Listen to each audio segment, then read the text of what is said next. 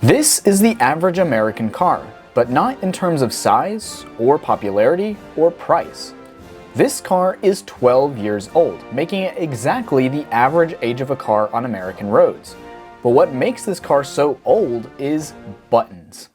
Now, I know the current trend in the industry has been to remove buttons entirely and that this has been wildly unpopular, but I don't want these buttons. I want a modern car with modern features such as Apple Carplay or Android Auto for my Android friends, so I'm going to modernize this interior with this.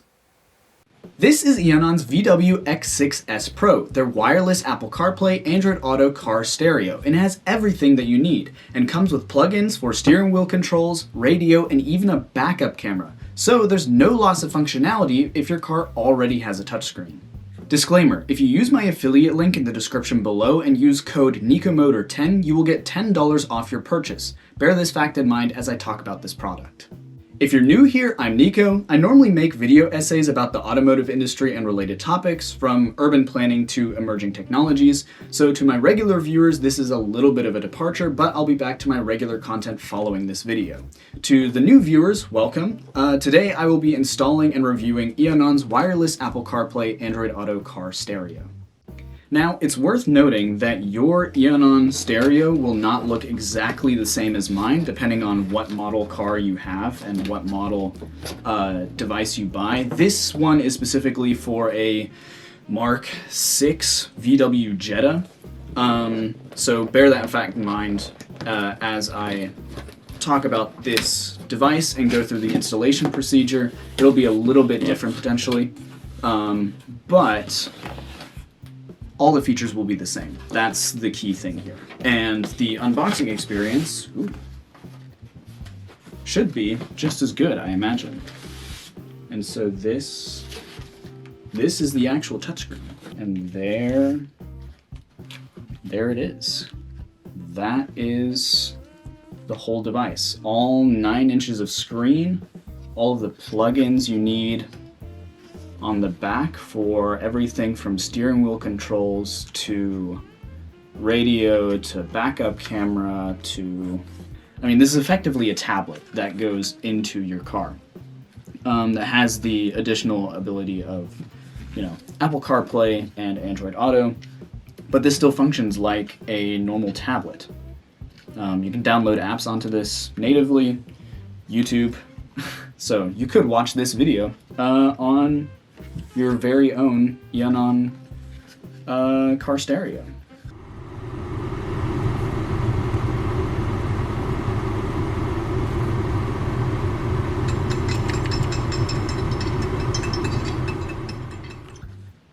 Cool. Let's see what else I got with it.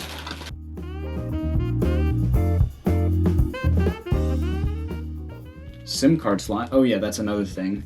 You can insert a SIM card into this so that you have a data connection, and so you could actually stream Netflix, YouTube, you name it, through your device in the car.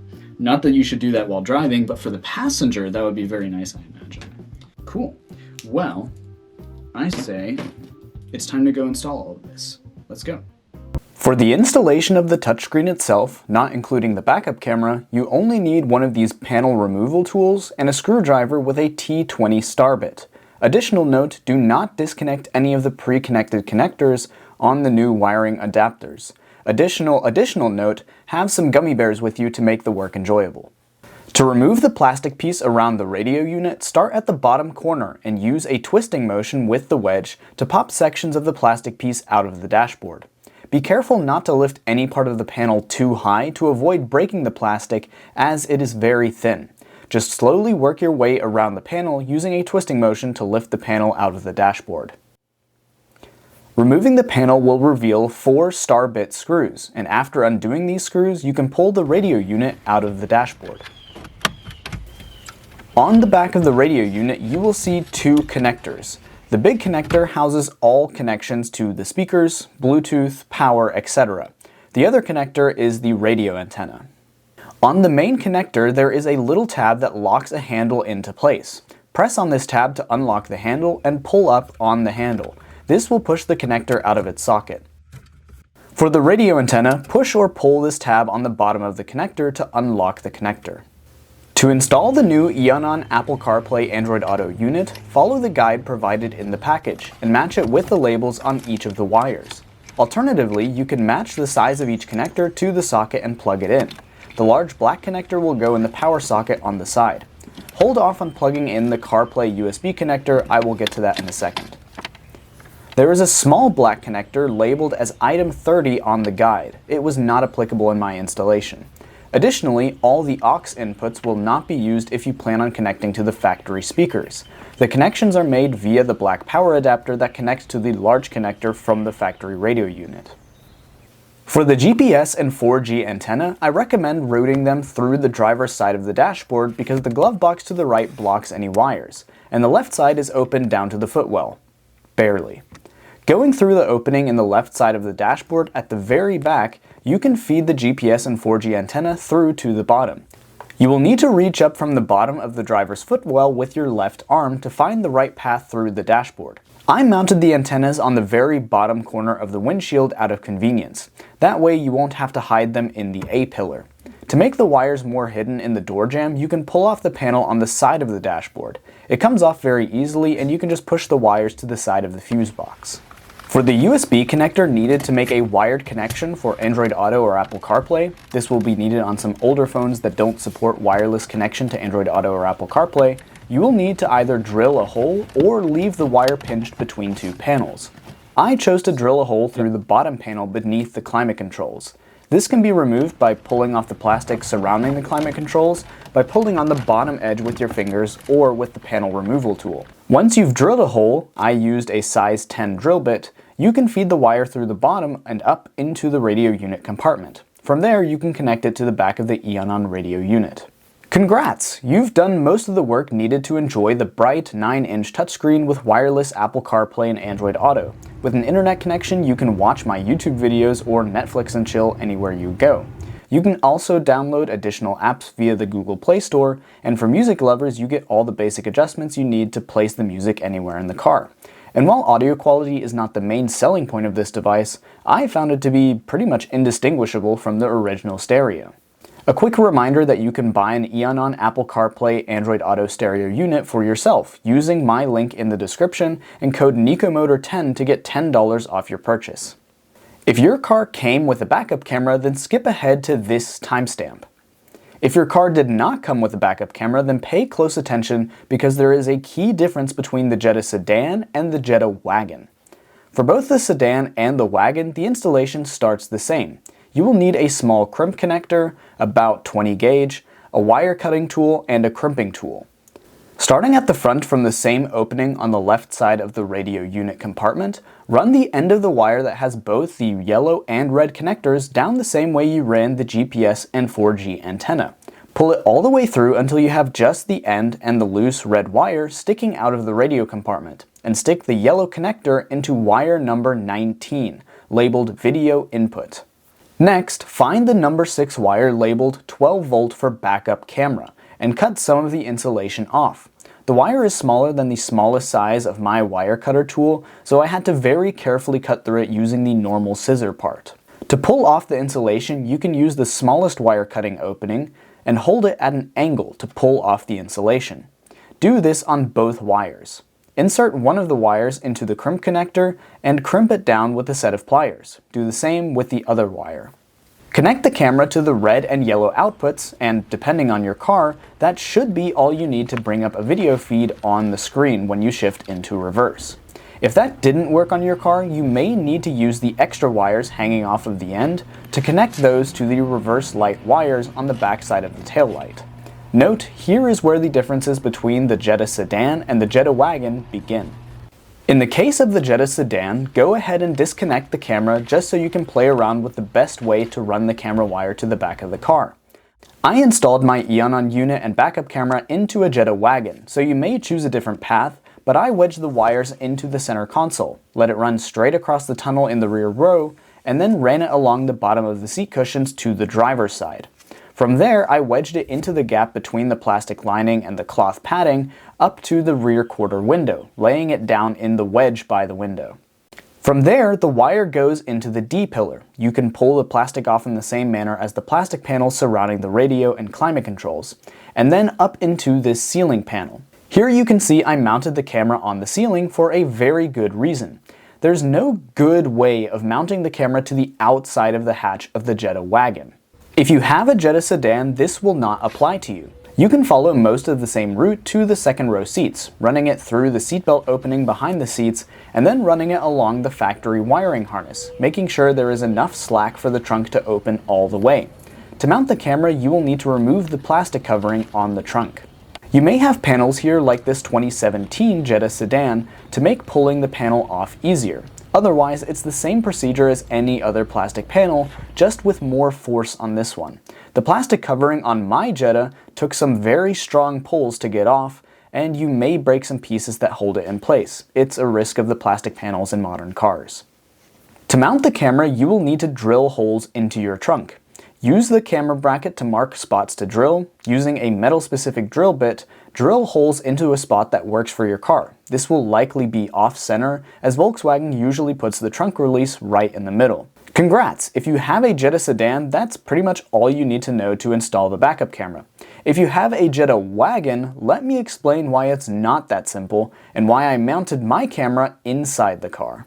The problem comes with running the camera wire from the ceiling into the hatch. Between the car and the hatch are these weatherproof coverings for the factory wiring harness, and there's no feasible way of running the camera wires, especially their large connectors, through these rubber coverings.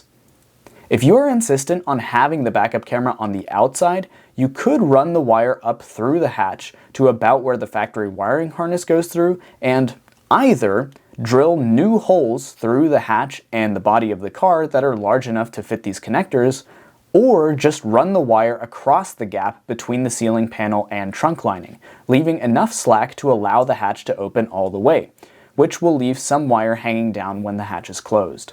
Or do what I did and save yourself all that trouble and just mount it in the trunk. Having said that, don't let this deter you from purchasing one of these wireless Apple Carplay Android Auto stereo units. If your car came with a factory backup camera, or you have a sedan, you can install the backup camera with little headache. For the Jetta wagon, it is technically possible to mount it on the outside, but it is certainly more tedious. Now, I have some closing thoughts on both the installation process of this and the using of this system, which I'll try to keep separate. As for the installation of the touchscreen itself is super easy. 30 minutes in and out should be doable. It's all plug and play. I mean, it's literally just you take out the old system, you unplug the wiring harness, the main connector. There's only 2 pins on the original system. So you just take those 2 off and then use the adapter that comes with the kit, that comes with the touchscreen, and just plug that up to the old one and then connect all of the different pins to the back of this screen. 30 minutes in and out, bolt everything back together, you're happy, and you have a new touchscreen. The backup camera is going to add 4 times the amount of time you'd need for this system just for the backup camera, which is kind of unfortunate because that leaves you with installing the camera on the inside of the car. Not great, especially considering the camera would actually be halfway decent. I mean, it's not the clearest camera in the world. It's not comparable to anything you find in luxury cars today, but usable and certainly comparable to economy cars of today. Which, again, makes it just unfortunate because that camera would have been useful. So, in all honesty, I would install this, spend the 30 minutes it takes to install this, and then not bother with the backup camera. That's my honest opinion. The touchscreen's great. I'd spend my money on it. I just wouldn't bother with the several hours you would likely spend trying to figure out a good way of fitting that backup camera to the outside. The 9-inch QLED touchscreen is great for clearly displaying directions while leaving enough room to split screen with your music. If you're waiting around, the screen also works well to stream videos, and having wireless Apple CarPlay and Android Auto and all the features that come with each system are a massive benefit. If your car already comes with a backup camera, then you completely avoid the tedious process of installing a backup camera, and additionally, this touchscreen also retains the functions for the steering wheel controls, so you can keep both hands on the wheel. There are more features I couldn't even demonstrate in this video, such as plugins for a front-facing camera, for additional speakers and subwoofers, and if your car is older and never came with voice control, you can plug in the provided external microphone for phone calls and voice commands. Finally, with the SIM card slot, you can also provide a hotspot for everyone carpooling with you. Alright, now to put everything back together. Make sure everything is plugged in, as shown in the guide. Socket 5 on the back of the Eonon stereo unit will not have anything in it, though it may be used in other cars. For the extra USB connectors, I tied them together with a twist tie and just stuck them in the back of the compartment as I had no use for them. Everything else can be pushed into the compartment, and now you can insert the screen into its spot. Screw the screen back into place using the same screws from the beginning of the video, and gently push the pins of the plastic trim back into place. You should hear a couple of satisfying snaps. And there you have it. Now you have a new wireless Apple CarPlay Android Auto touchscreen. Friendly reminder that you can buy an Eonon Apple CarPlay Android Auto stereo unit for yourself using my link in the description and code Nicomotor10 to get $10 off your purchase. Until next time, people of the internet, peace out.